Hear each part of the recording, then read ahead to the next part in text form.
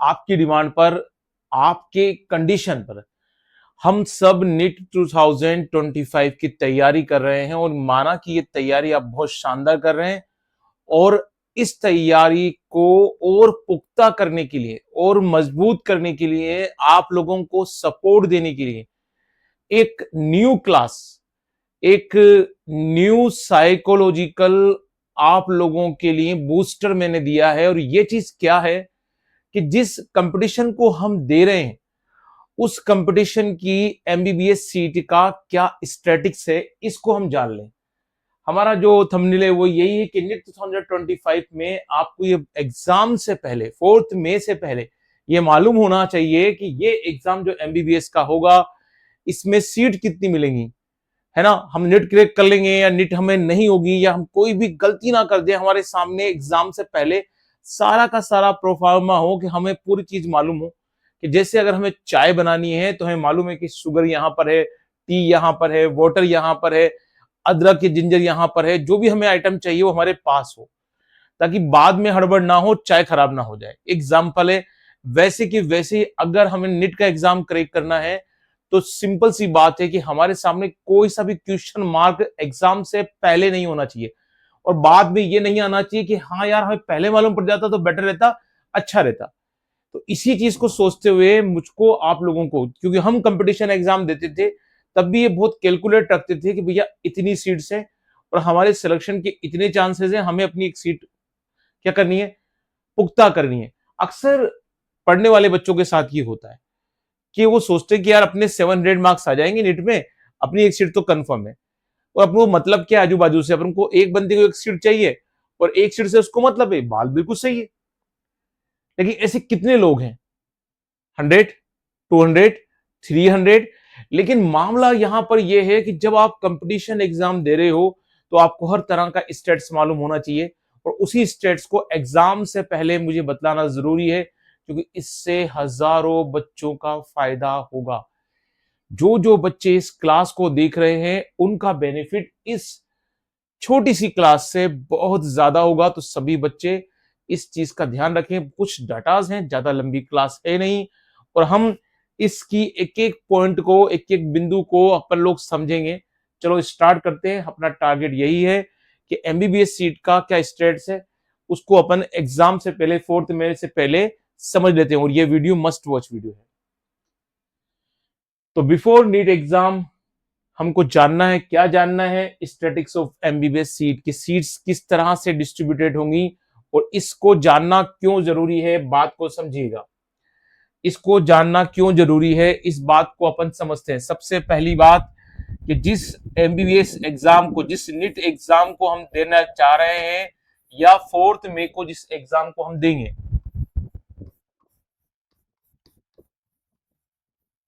जैसे ही exam complete होगा तो हम लोगों के सामने एक क्वेश्चन मार्क क्रिएट हो जाएगा और वो क्वेश्चन मार्क क्या होगा कि अब मेरा सिलेक्शन होगा या नहीं होगा।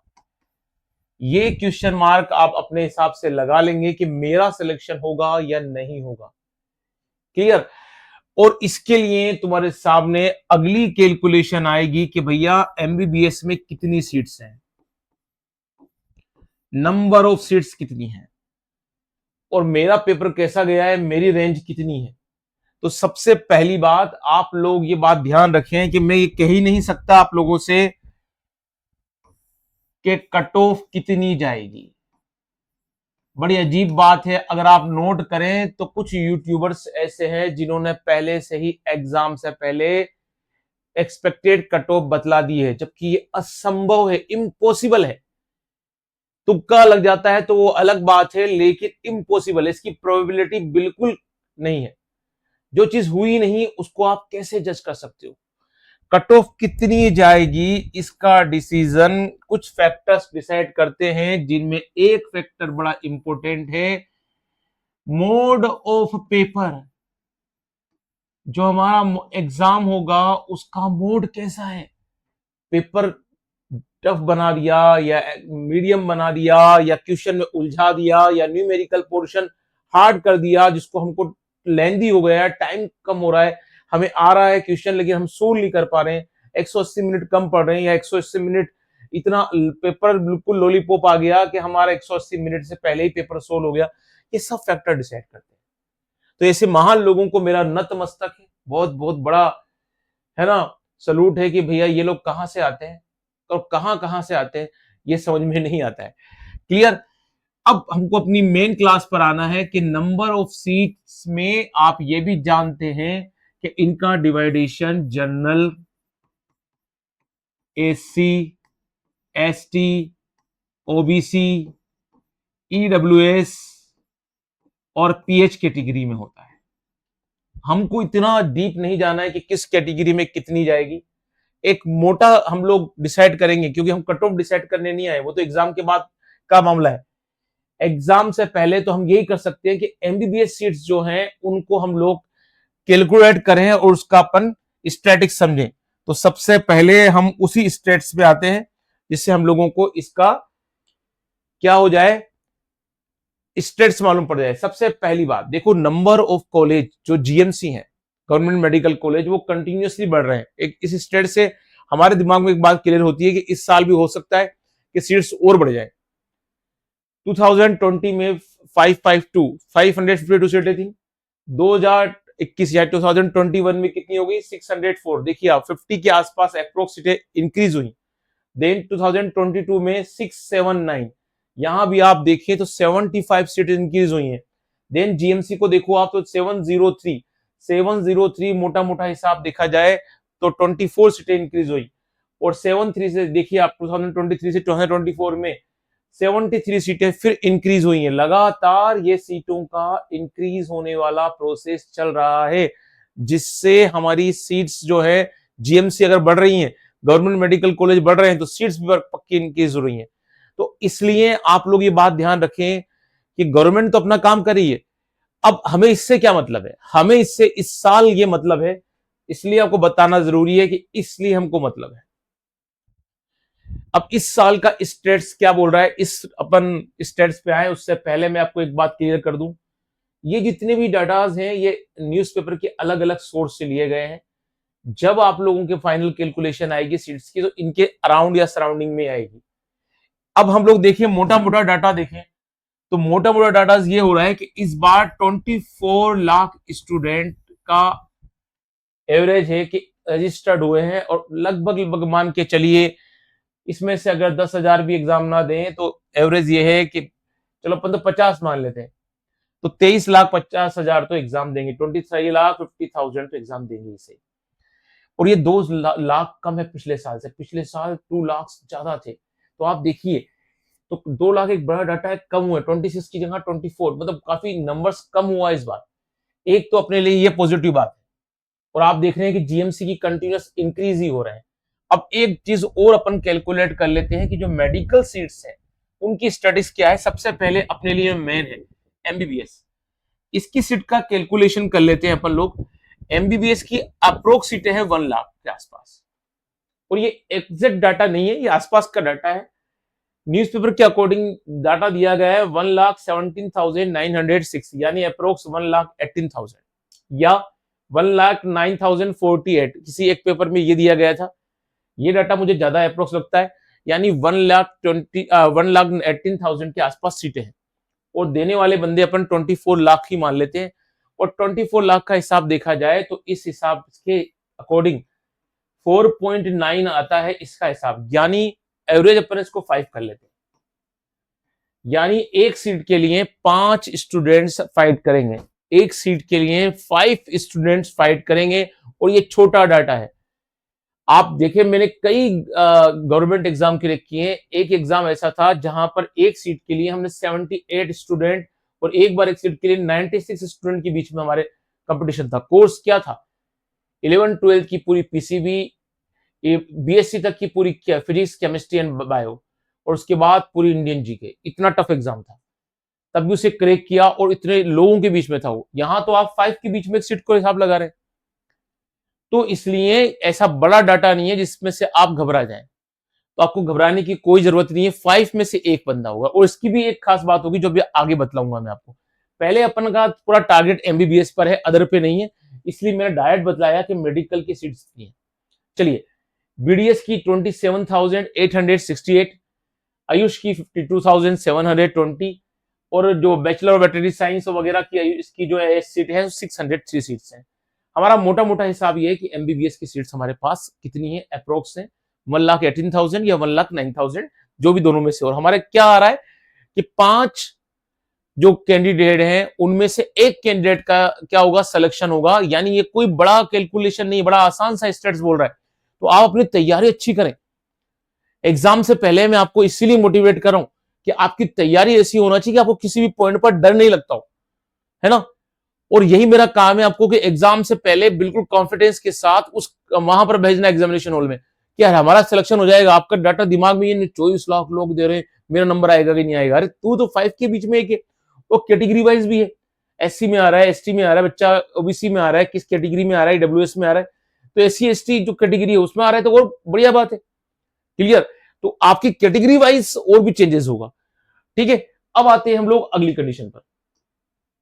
अब हम लोगों को यह ध्यान देना है कि इसमें ऐसा थोड़ी होगा कि जो बंदे एग्जाम देंगे, जैसे मान लीजिए नीट का एग्जाम हुआ, तो इस नीट के एग्जाम में 4 मई के दिन कुछ बच्चे एब्सेंट भी रहेंगे, बिल्कुल रहते हैं। अगर मैं एब्सेंट का डाटा दूं तो अभी मोटा मोटा डाटा 10,000 से लेकर 50,000 के आसपास होता है। ठीक है। उसके बाद दूसरी कैटेगरी ये होती है कि जो बच्चे एग्जाम देने आते हैं उनमें से सब ज्यादातर 12th पास होते हैं, और 12th पास में जिसकी फाउंडेशन की स्टडी है वो तो क्या करेंगे, फाइट करेंगे फाउंडेशन वाले तो। लेकिन बाकी जो एक्सपीरियंस लेने आ रहे हैं उनकी सीट्स तो गई, और ये काफी नंबर्स में होते हैं, तकरीबन तकरीबन मान के चलो 4 to 5 लाख के आसपास लोग हैं, है ना। तो काफी नंबर वैसे ही कम हो गया। और उसके बाद हम बात करें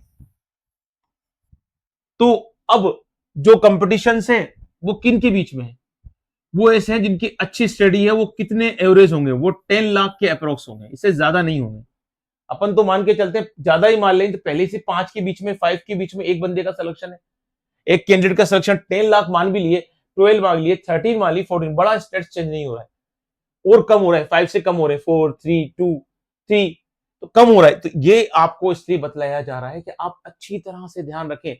अगर आपकी तैयारी अच्छी है, आप मेहनत कर रहे हैं, तो आपके साथ ये पूरे चांसेस हैं कि आपकी इसी साल MBBS की सीट क्रैक हो जाएगी, और आपको कहीं ना रशिया जाना पड़ेगा, ना नेपाल जाना पड़ेगा, ना चाइना जाना पड़ेगा।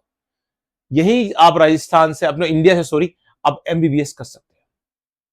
तो इसलिए मोटिवेटेड रहें, तैयारी करते रहें, अपनी प्रिपरेशन को किसी हालत में कमजोर ना होने दें। बायो में 90 क्वेश्चंस में कोशिश करें कि अपने 90 सही जाए, केमिस्ट्री में बिल्कुल मैक्सिमम सही जाए, फिजिक्स का जितना अपना हैंड है उसके हिसाब से। कुछ क्वेश्चन गलत हो जाए, घबराए नहीं कि अरे मेरे तो गलत हो गए, अब मैं क्या होगा। जैसे घबराओगे एड्रेनलिन हार्मोन सिक्रेट होगा, और ये हार्मोन आपके दिमाग का दही कर देगा, और गलतियां करके आ जाओगे। सामने क्वेश्चन होगा, सीधा होगा, कुछ और लिखा होगा, कुछ और पढ़ जाओगे। मेरा ये भी काम रहेगा। अब मैं नेक्स्ट क्लास यही देने वाला हूं कि पेपर अटेंड की स्ट्रेटेजी क्या होगी, आप कैसे पेपर को अटेंड करेंगे। लेकिन ये क्लास बड़ी इंपॉर्टेंट है, इसका आप स्पेशल ध्यान रखें। मेरा इस क्लास को बताने का यही तरीका था। मेरे पास किसी ऑथेंटिक सोर्स से न्यूज स्टेटस नहीं थे, लेकिन मुझे इतना तो बच्चों को बताना था कि जितने भी न्यूज़पेपर में स्टेट्स आए हैं उन स्टेट्स से रिलेटेड एक क्लास बच्चों को दे दूं, ताकि एग्जाम से पहले उनका कॉन्फिडेंस बूस्ट हो जाए, और वो आराम से इस चीज को भी देखे चलें कि इस हिसाब से तो अपन 24 लाख का जो हिसाब देख रहे हैं उसमें घबराने की जरूरत नहीं है। अगर अपनी पढ़ाई अच्छी है तो अपना नीट इस 2025 में क्रैक हो जाएगा। और जब आपका रिजल्ट आएगा तब जरूर इतना सा मैसेज करना कि सर हमारा सिलेक्शन हो गया है और ये क्लास हमारे काम आई है। क्लियर। अब आते हैं हम लोग अगली बात पर। तो ये हिसाब से अपना एक बात समझ में आ गई कि भैया हम लोगों को इस नीट की प्रिपरेशन जो है अच्छी तरह से करनी है, और ऐसा कोई फैक्टर नहीं है जिससे हमारा कोई एग्जाम में कोई कमी रह जाए। तो आप लोगों को इस बात का ध्यान रखना है कि इस बार की जो तैयारी हम लोगों की हो रही है नीट की, वो अच्छी हो। अब एक बार मैं और क्लियर कर देता हूं आप लोगों को कि आप लोगों को क्या क्या ध्यान रखना है। जो नीट का एग्जाम है उसमें आप लोग कैटेगरी वाइज डिवाइडेड हो गए, जो भी आपकी कैटेगरी है, SC ST OBC, ठीक है। जनरल को इसमें कुछ नहीं सोचना है, उसकी सीट्स हैं, उनके पास अच्छा अवेलेबल है, पढ़ने में अच्छे हैं, तो आपको कोई भी इस बात को दिमाग में डालने की जरूरत ही नहीं है। जिसका जितना पाला, जिसके जितना हिस्सा, उस हिसाब से अपना काम कर लें। क्लियर। तीसरी बात, आप 5 में से एक बंदा का सिलेक्शन होगा, थोड़ा बहुत इस चीज को बिगाड़ेगा स्टेट्स, जो वो रिजर्वेशन कैटेगरी होती है उसके अकॉर्डिंग, लेकिन इतना मोटा मोटा मान लेते हैं अपन। क्यों? क्योंकि अपन जानते हैं नंबर ऑफ स्टूडेंट एब्सेंट भी रहेंगे, कुछ स्टूडेंट्स ऐसे होंगे जो नॉन अटेंडिंग होंगे, कुछ स्टूडेंट ऐसे होंगे जो ऐसे ही एक्सपीरियंस के लिए एग्जाम देते हैं। तो अपना कंपटीशन जो होता है वो 4-5 में 5-1 का रेशियो हो जाएगा। अगर रिजर्वेशन थोड़ा बहुत इसको हिलाता है तब भी 5-1 का रेशियो तो एटलीस्ट आपको मिल ही जाता है, जो कोई बड़ा रेशियो नहीं है ना।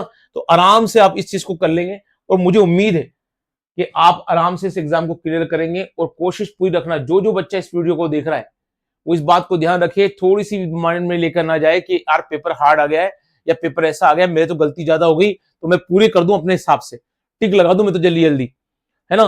कि होशियारी मत करना इसमें कि मेरा तो सिलेक्शन नहीं होगा, मेरे तो 10 क्वेश्चन गलत हो रहे हैं, मेरे तो 5 गलत हो रहे हैं, मुझे तो लग रहा है कि मेरे है ना यार 180 में से 165 ही सही हो रहे हैं, बाकी तो गलत हो गए, 160 सही हो रहे हैं। घबराना मत, पेपर के बाद ही डिसाइड होगा कट ऑफ कितनी जाएगी।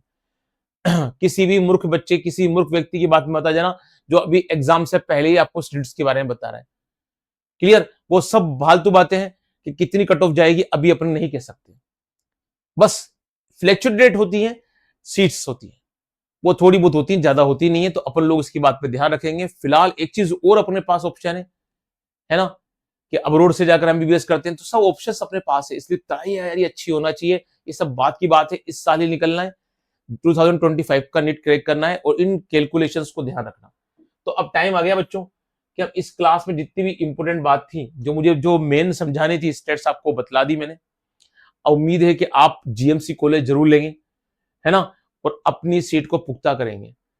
कोई भी आपकी क्वेरी हो तो मैं मुझे बता देना, मैं वापस रिवाइज कर रहा हूँ कि अभी ऑथेंटिक स्टेट्स नहीं आए, लेकिन जितने भी स्टेट्स आए हैं हमारे मेडिकल कॉलेज की सीट्स के, वो इतने ही है, इस हिसाब से ही है, और इसके यही रहेंगे अप्रोक्स, उससे ज्यादा चेंजेस नहीं आएगा। तो उम्मीद है कि अच्छी तैयारी कर रहे होंगे। और आपको जो मैं कल बतलाऊंगा, कल की क्लास में ही बतलाने वाला हूं कि अब आप जब एग्जाम अटेंड करेंगे तो एग्जाम के दौरान आपको किन गलतियों को नहीं करना है, वो पेपर सोल्व करते समय कौन कौन सी सावधानियां रखनी है। कल मिल रहे हैं अपन बच्चों नेक्स्ट क्लास में। गुड डे, गुड बाय, तैयारी अच्छी करते रहना, कल मिलते हैं।